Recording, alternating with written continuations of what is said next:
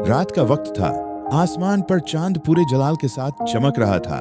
ठंडी हुआ महल की बुलंद दीवारों से टकरा रही थी। सल्तनत का अजीम शान महल चिरागों की रोशनी से जगमगा रहा था। महल के बड़े बड़े सितूनों पर सोने की नक्श और निगारी बनी हुई थी। हर तरफ शाही पहरेदार खड़े थे। महल के अंदर दरबार लगा हुआ था।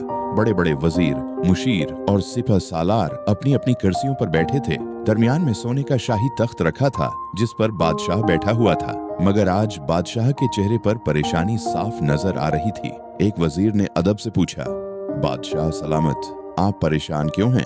बादशाह ने गहरी सांस लेते हुए कहा, मुझे लगता है कि हमारी सल्तनत के अंदर कुछ गलत हो रहा है। दुश्मन खामोश है मगर मेरा दिल किसी खतरे की खबर दे रहा है। दरबार में खामोशी छा गई। इसी दौरान एक सिपाही तेजी से दरबार में दाखिल हुआ। बादशाह सलामत, सरहदी इलाकों से खबरें आई हैं कि जंगल के करीब कुछ मशकूक लोग देखे गए हैं। बादशाह फौरन तख्त से खड़ा हो गया। घोड़े तैयार करो, मैं खुद जाकर देखूंगा। रात के आखिरी पहर बादशाह अपने खास सिपाहियों और चंद वजीरों के साथ जंगल की तरफ रवाना हो गया।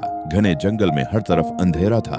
दरख्तों की शाखें हुआ के साथ हिल रही थीं। दौर कहीं भेड़ियों की आवाजें सुनाई दे रही थीं। रास्ते में अचानक बादशाह की नजर एक पुराने खंडर पर पड़ी। वहाँ एक अजीब आदमी आग के करीब बैठा हुआ था। उसके कपड़े फटे हुए थे और वो जमीन पर लकड़ी से अजीब निशान बना रहा था। एक वजीर हुंस कर बोला, हुजूर, ये कोई पागल लगता है। मगर बादशाह ने गौर से उस शख्स को देखा। बादशाह घोड़े से उतरा और इस आदमी के करीब जाकर बोला, तुम कौन हो? वो आदमी मुस्कुराया, मैं वो हूँ जिसे दुनिया पागल कहती है, मगर असल पागल वो हैं जो सच पहचान नहीं सकते। ये सुनकर सब हैरान रह गए। बादशाह ने उसे महल आने की दावत दी। अगली सुबह वो शख्स महल पहुंच गया। महल में उसके लिए एक छोटा कमरा तैयार किया गया, मगर दरबारी इससे खुश नहीं थे। वो हर वक्त उस आदमी को शक की नजरों से देखते। चंद दिन बाद दरबार लगा हुआ था। अचानक वो आदमी जोर से चीखा, बादशाह सलामत, तख्त से फौरन उठ जाएं। सब हैरान रह गए। बादशाह गुस्से में आया, तुम्हारी हिम्मत कैसे हुई? लेकिन अगले ही लम्हे महल की छत से भारी पत्थर गिरकर साइदा तख्त पर आ गिरा। अगर बादशाह चंद लम्हे और बैठा रहता तो मारा जाता। दरबार में खौफ फैल गया। बादशाह ने हैरत से उस शख्स को देखा, तुम्हें ये कैसे पता चला? वो आदमी हंसने लगा, खतरा आने से पहले हुआ उसकी खबर दे देती है। अब बादशाह ने उसे अपना खास मुशीर बना लिया। ये बात दरबारियों को पसंद न आई। रात के वक्त चंद वजीर महल के एक खफिया कमरे में जमा हुए। एक वजीर गुस्से से बोला, अगर ये आदमी इसी तरह बादशाह के करीब रहा तो हमारी ताकत खत्म हो जाएगी। दूसरे ने कहा, हमें उसे रास्ते से हटाना होगा। सबने मिलकर एक खतरनाक मंसूबा बनाया। उन्होंने पड़ोसी सल्तनत के बादशाह को खफिया खत भेजा। चंद दिन बाद खबर आई कि दुश्मन फौज सरहद के करीब पहुंच चुकी है। महल में जंगी निकारे बजने लगे। सिपाही जरहें पहनने लगे। घोड़ों को तैयार किया गया। पूरा शहर खौफ में डूब गया। अगली सुबह बादशाह अपनी फौज के साथ मैदान जंग की तरफ रवाना हुआ। आसमान पर काले बादल छाए हुए थे।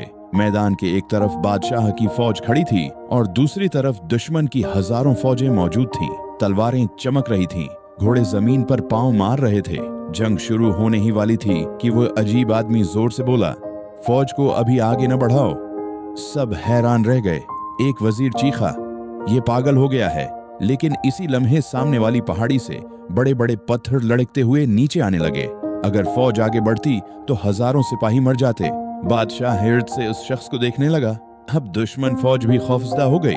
दुश्मन बादशाह अपने घोड़े पर आगे आया और बोला, मैं ऐसी सल्तनत से जंग नहीं करना चाहता जिसके पास इतना दाना इंसान मौजूद हो। उसी वक्त जंग रोक दी गई। दोनों सल्तनतों के दरमियान सुलह हो गई। बादशाह खुशी से महल वापस आया। पूरे शहर में जश्न मनाया गया। रात को महल चिरागों से रोशन कर दिया गया। लोग खुशी से नारे लगा रहे थे। बादशाह ने दरबार में ऐलान किया, आज से ये शख्स मेरा सबसे खास मुशीर होगा। तमाम दरबारी खामोश खड़े थे। उन्हें समझ आ चुकी थी कि जिसे अल्लाह इज्जत दे उसे कोई नहीं गिरा सकता। और यही उस कहानी का सबसे बड़ा सबक था।